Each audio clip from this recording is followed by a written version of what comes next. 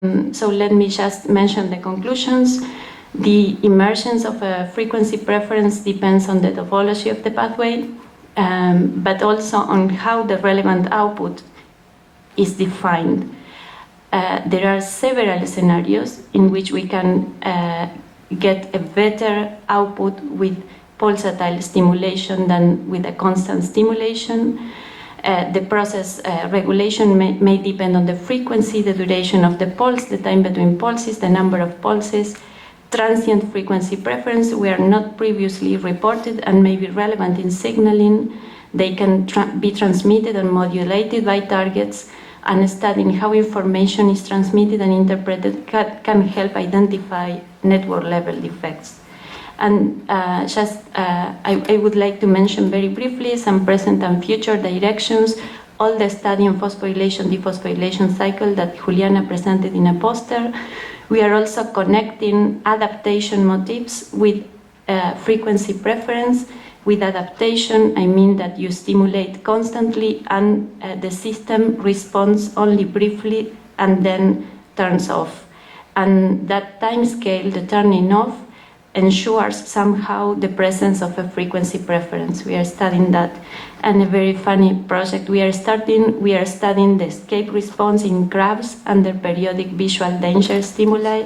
That's being done in our institute. So I would like to thank Juliana and our collaborators in the math department, Constanza Sánchez de la Vega and Rocío Valderrama, and Horacio Rothstein in NGIT USA, and the funding. That's it. Thank you, and I'm happy to answer.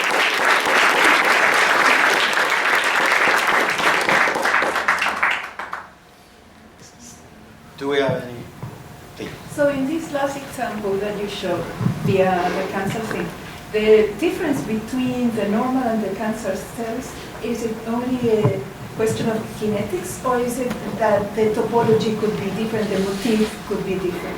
Well, what they explain is that, well, in cancer cells anything could happen, but apparently there's a mutation at this level, RAF. So they do a lot of experiments working instead of with the cancer cells, with the drugs that inhibits whatever is mutated in RAF, so that they can reproduce the same results with normal cells plus the drug. So apparently the topology, the upper topology, I would say, this part, I'm not sure what's going on from here to gene activation, but they identified a particular defect here at this level.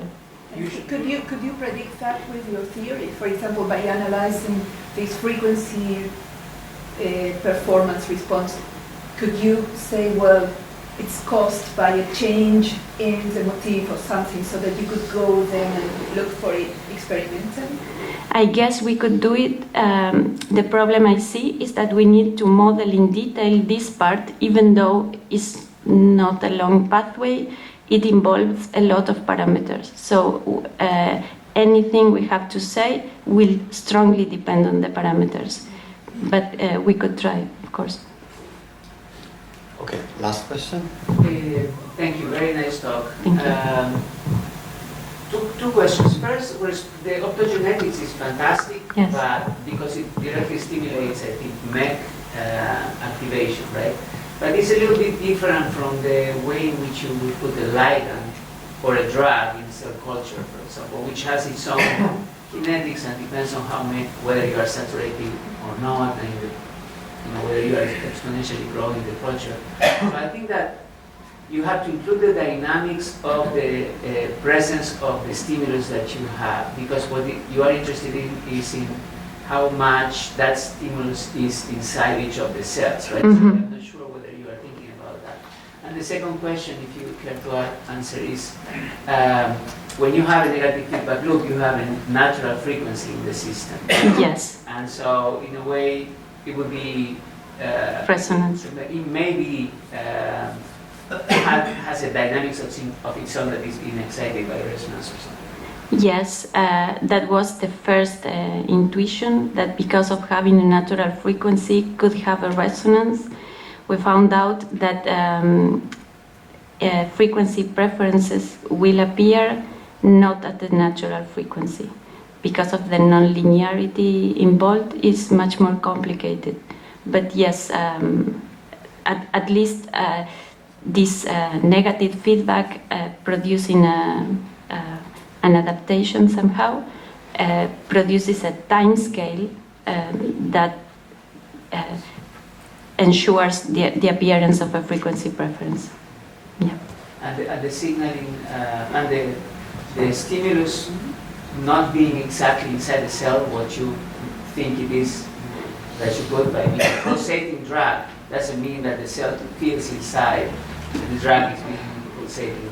Yes, of course it's a beautiful technique to control the frequency of a stimulation. The other databases we are analyzing, they use different stimulation, and yeah, thank you.